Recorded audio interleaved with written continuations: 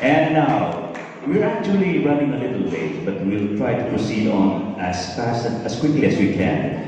Now, speaking of laughing out loud, what comes up after this contest is the Humorous speech contest. And to lead on to in this contest, as Contest Master, let me call on Area Director for Area 72, Toastmaster, and Area Director Leah Catapia.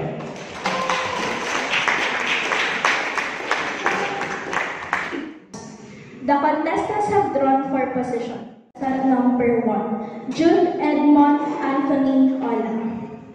Jude, Edmon, Anthony, Ola. Mamba mentality. Mamba mentality, Jude, Edmon, Anthony, Ola.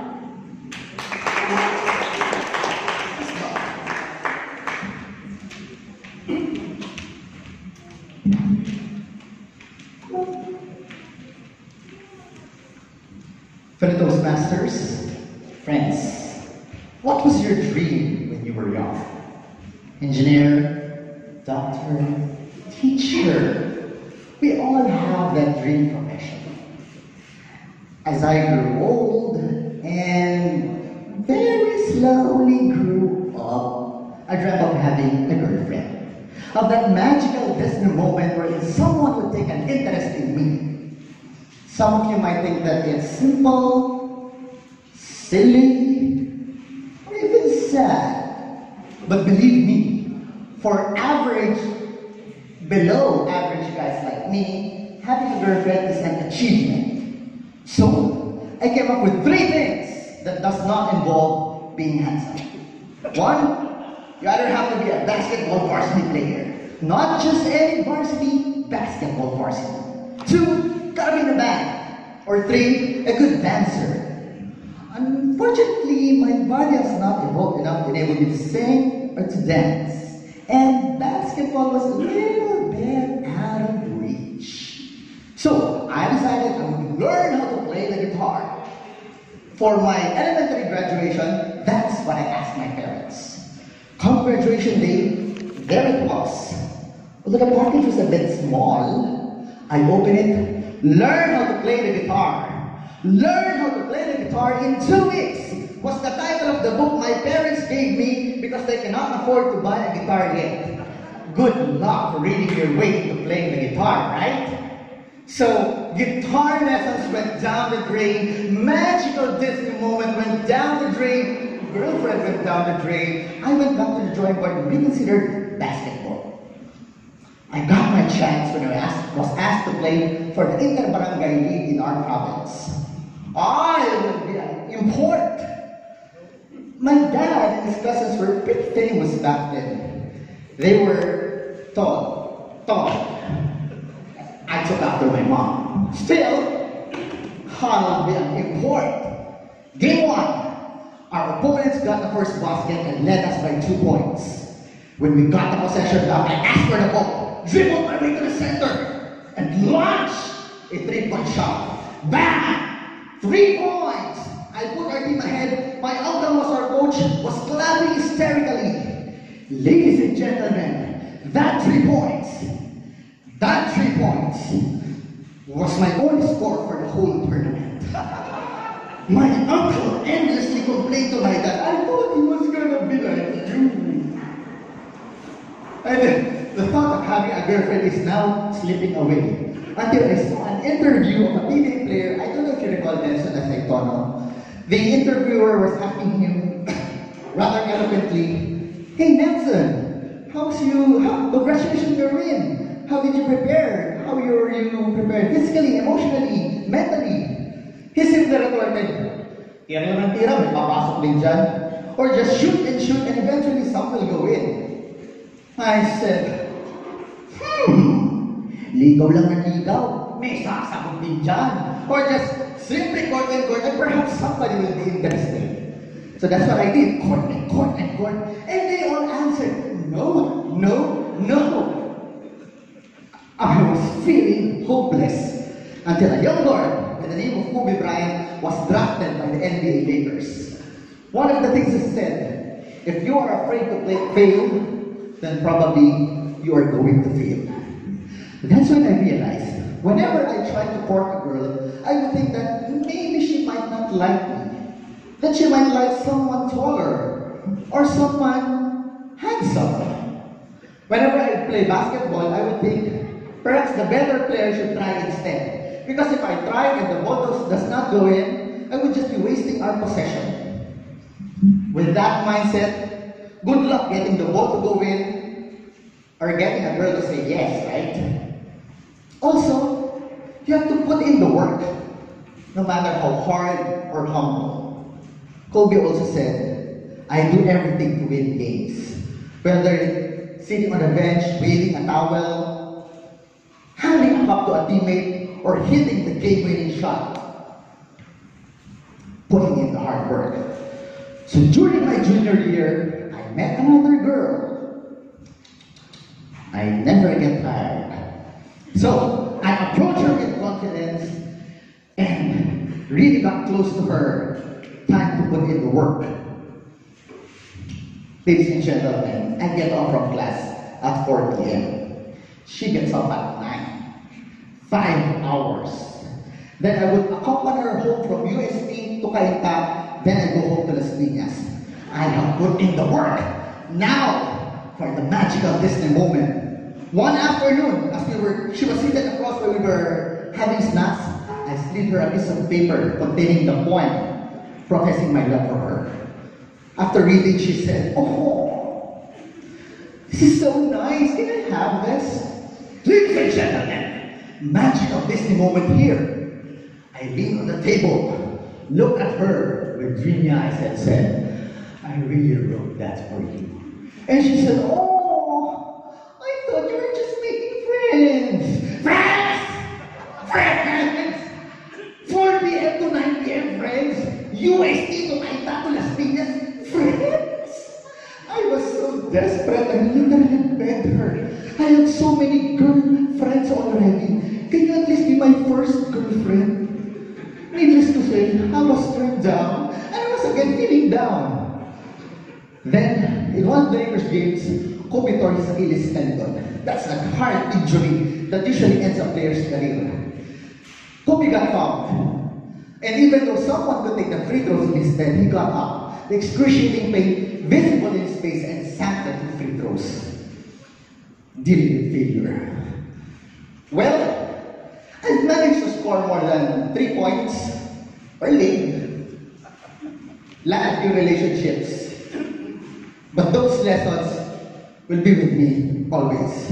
So fellow Toastmasters, friends, whether you are going after someone you like, pushing after a promotion, or simply getting along with life, remember, be confident, put in the work, and have the ability to deal with failure. Kobe, thank you for the Mamba mentality. Box check. Middle child blues. Middle child blues, my blues.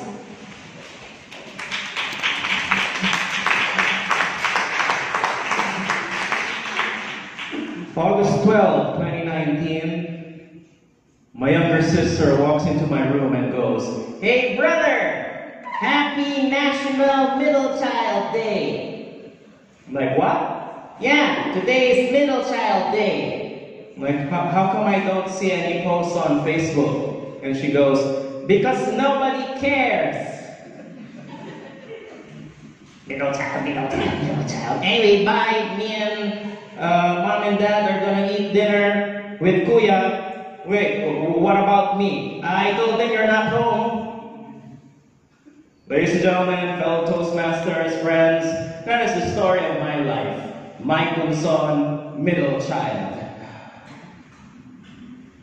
And when you're the middle child, it's like you were never born. But seriously, nobody is born a middle child, yeah? Because you can't be the middle child if you're the eldest. So I started off as the youngest. My parents actually liked me for a few years. Not as much as my big brother, of course. He was their favorite. But when you're the youngest, you're like, eventually my time will come. Of course, 40 years later, I don't think it's going to happen.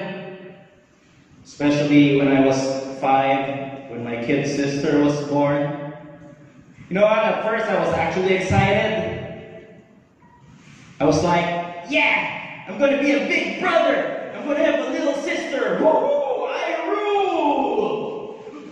Then I asked my parents, Mom, Dad, where's the new baby going to sleep? In your room. Yes, roommate. Woo-hoo.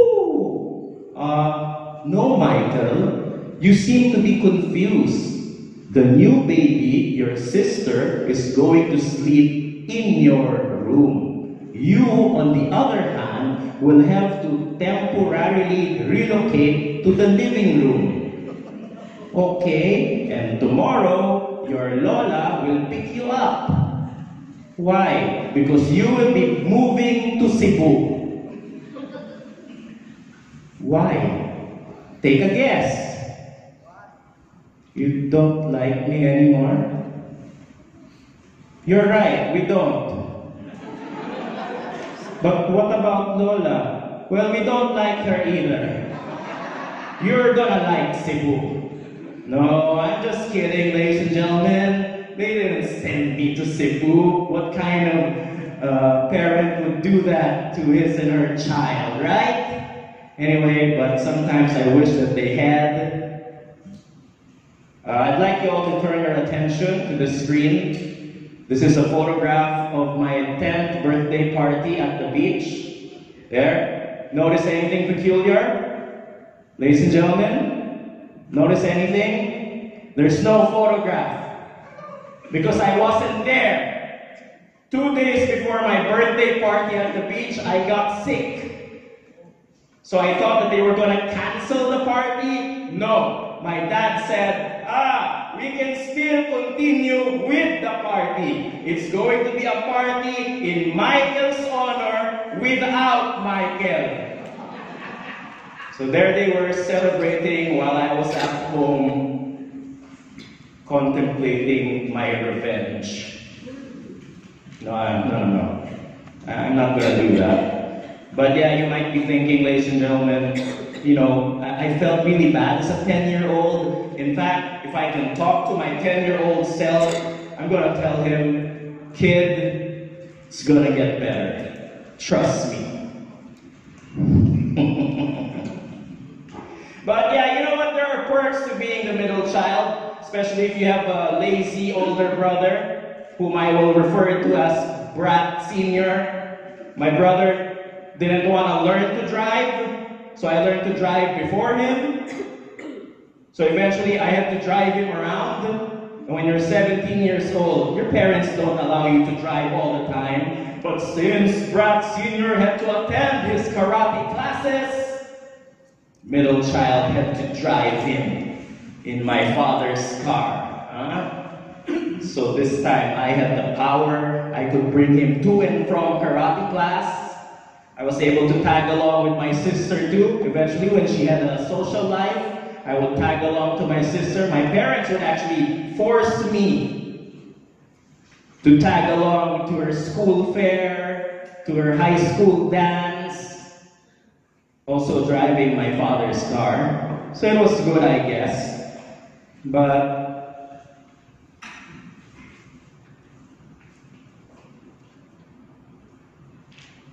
the best memory of being a middle child is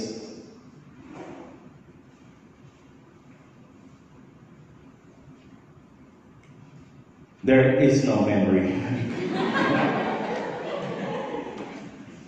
But I guess, ladies and gentlemen, I turned out okay. In fact, in hindsight, if I could talk to my 10-year-old self, I would actually tell him, kid, you'll be all right. And besides, birthdays are overrated. And lastly, you'll make a lot of great friends in Cebu. Contest chair.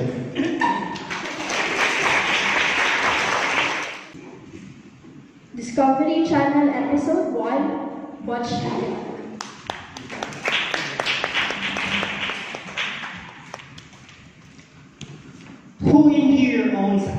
who believes that they have the smartest cat. Can they play the piano? I don't think so. How about dogs? Who in here has a dog and believes they have the most intelligent dog? Can they play the chess? I don't think so, right? How about kids? Who have kids, a son or a daughter, and believes they have the brightest kid? Well, I met a mouse, and his name is Dogs. And I'm sorry to tell you, he is way smarter than all of your pets and your kids. Ladies and gentlemen, contest chair, esteemed guests, and honored judges, I believe that a mouse is one of the most intelligent animals in the planet. I happened to witness this extreme intelligence. That's the night I met Dogs. One night, while I was sleeping in my room, I heard these tiny, annoying squeaks, and immediately I realized there was a mouse in my room. The following day, I bought this sticky mouse paper trap. Are you familiar with those? I placed it on my floor, went to sleep. And exactly as planned, around midnight, I caught him. I turned on the lights, and there he was, my nemesis, trapped and stuck like a perfect replica of the reclining Buddha. Well, Mighty Mouse, who's the smartest animal in the planet now? Now, my next problem was, how do I deal with it in that time of the night? I kept hearing those squeaks. I tried, I wanted to kill it. Step on it, on my bare foot. I went to wear a shoe, and as the sole of my shoe touched its tiny little fur, it gave me a pitiful look, and I quit.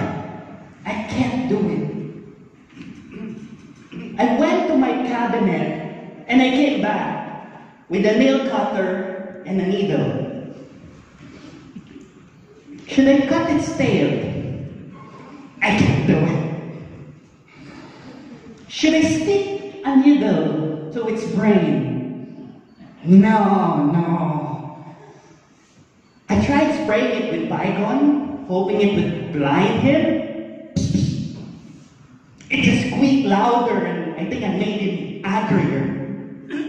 Instead, I placed a box of shoes on top of it. I'm still hearing it. I piled all my books on top of the box. Still squeaking. I placed an electric fan, 2 dumbbells, an unfinished pancit canton, turned off the lights, and went to sleep. Is it dead? Every time I close my eyes, I hear the song, somewhere out there. Only it doesn't sound like that. It sounded like this. I couldn't resist. Turn the lights back on, remove the electric fan, finish off the pancit canton, remove the dumbbell, remove the pile of books in the box. Dogs, are you dead? He's not dead. Dogs, he's not dead because he jumped in front of me and his tail got stuck in my ear, dangling like a mouse little earring. I quickly whisked it away. And that was the first episode of the Discovery Channel show, Man vs. Mouse. The following day, I woke up all sweaty.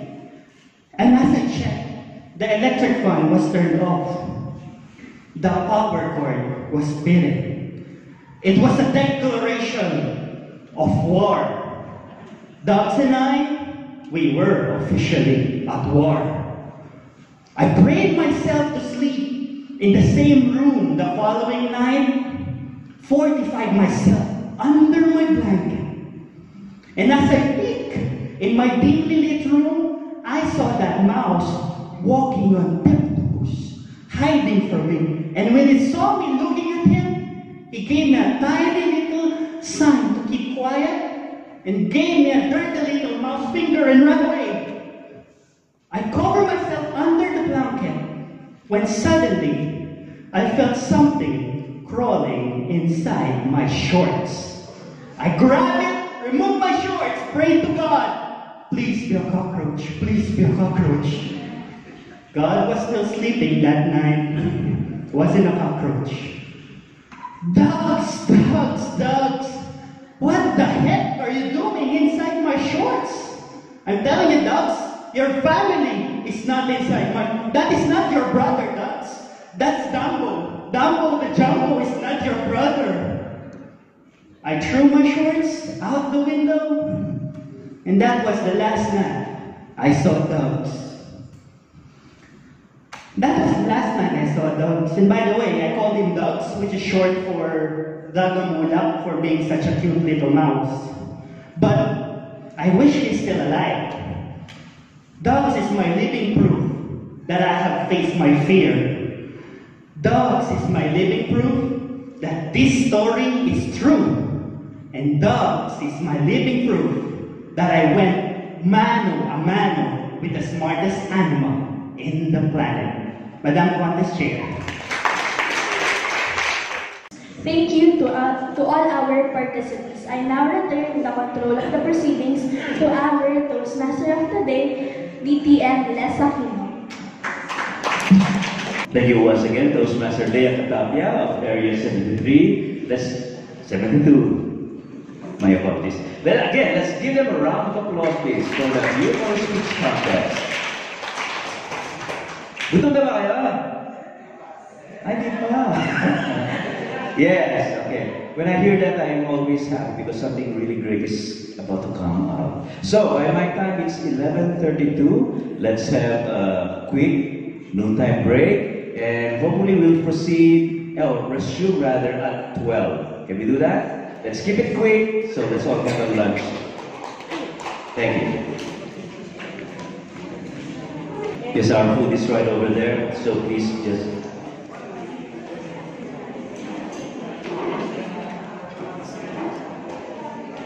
So from District Director Ann, you get a lunch and one side dish. A choice of one from the 2 side dishes that's being offered. 3 side dishes that are being offered.